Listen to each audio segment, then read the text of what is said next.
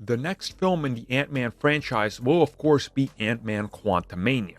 But what could have been had Edgar Wright originally taken on the reins for an Ant-Man film? Well, more or less the same thing actually, just much smaller and not even connected to the MCU really, so not a whole lot changed. So thanks to the making of the MCU book, Marvel Studios has a pretty big part in there in regards to Ant-Man and the development of that film.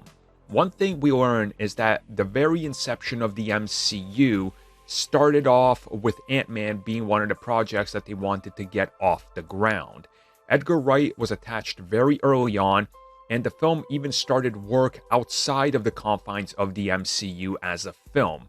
And the film actually progressed really slowly. Edgar Wright apparently wasn't really interested in connecting to the bigger world, but not only that, sort of revisiting what was already established.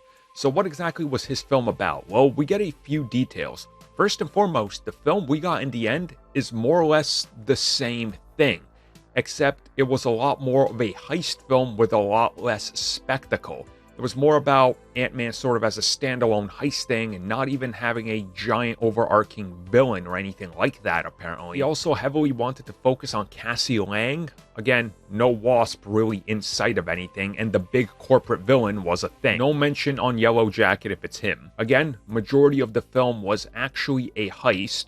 There was no Wasp to be found anywhere in the film, and for those people that are very upset about Hank Pym not being Ant-Man, he actually wasn't Ant-Man either.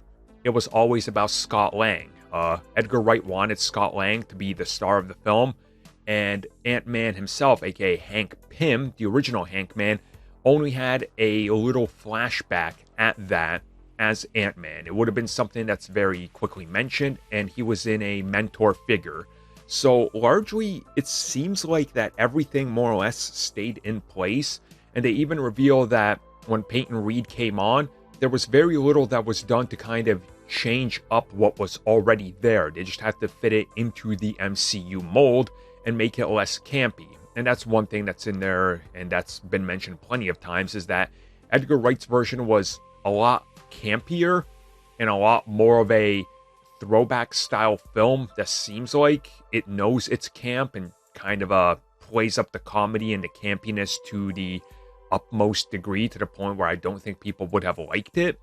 Again, I know people hate the MCU for having too much comedy and quips, but it seems like Edgar Wright's film was way more on that. So ultimately, they decided to revisit the film with Peyton Reed, do some quick rewrites, and get the film out there. So Edgar Wright's version definitely sounds like it was different. And the main character being Scott Lang is really not surprising, as they even cited. He's just a more interesting character from that standpoint.